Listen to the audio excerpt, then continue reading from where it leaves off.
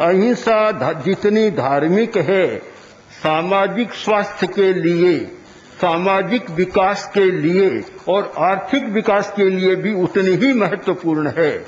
अगर अहिंसा नहीं है, समाज स्वस्थ नहीं रह सकता। अगर अहिंसा नहीं है, आर्थिक विकास भी नहीं हो सकता। पश्चिम के लोगों में एक समझ पनपी है। 2 महायुद्धों के बाद उन्होंने अनुभव किया और एक समझ का विकास हुआ कि अगर विकास करना है तो युद्ध से दूर रहना होगा।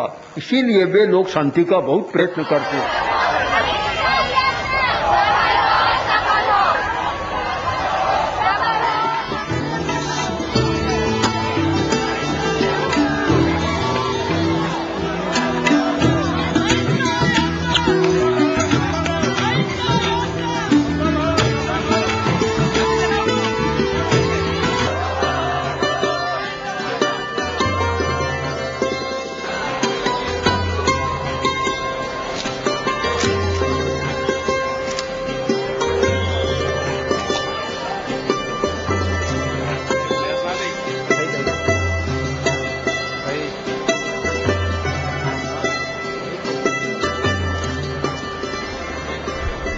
आपका गुजरात की धरती पर आने पर राज्य की तरफ से पूरे मनोयोग से मैं आपका स्वागत करता हूं। मुझे विश्वास है कि गुजरात की धरती पर आपकी यात्रा गुजरात को नई शक्ति देगी, यहां के जन जन में एक नया विश्वास पैदा करेगी और जिन आदर्श और मूल्यों को लेकर के इस देश की चिंतन धारा चली है, उस चिंतन धारा को एक नई गति मिलेगी, नया बल मिलेगा। और मुझे विश्वास है कि आपकी वाणी, आपका जीवन, आपका प्रयास हम सबको सही रास्ता दिखाता रहेगा। अगर कहीं कोई मार्ग से भटका होगा तो उसे भी अपने मार्ग पर लौटने के लिए आपकी ये तपस्या काम आएगी। पूरा गुजरात आपके इस आगमन से बहुत लाभान्वित होगा। मैं तो यहां आया हूं कुछ पाने के लिए, स्वार्थवश आया हूं, और हम राजनीति वालों का तो स्वभाव भी रहता है।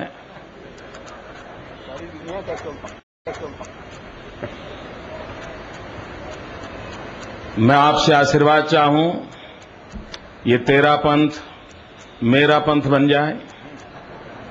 ठीक है।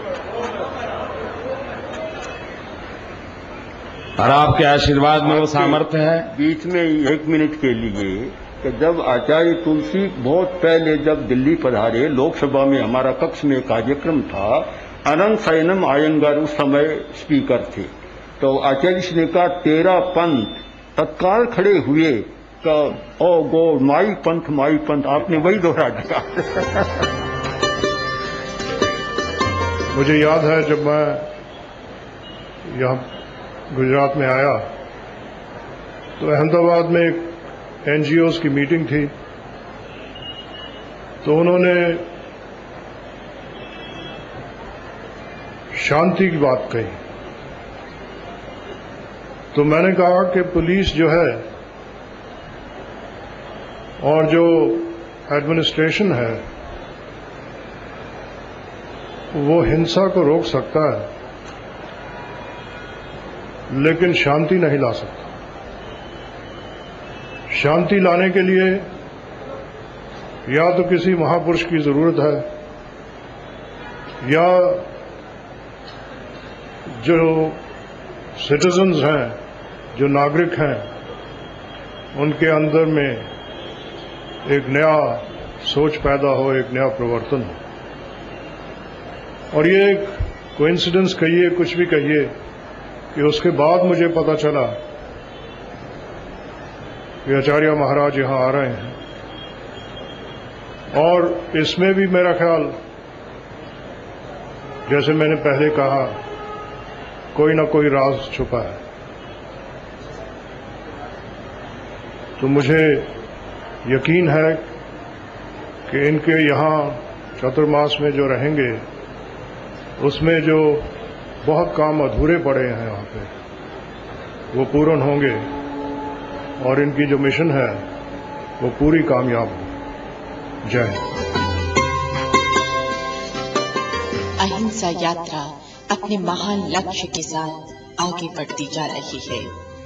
अहिंसा स्थापना की दिशा में यह यात्रा पहला कदम नहीं है।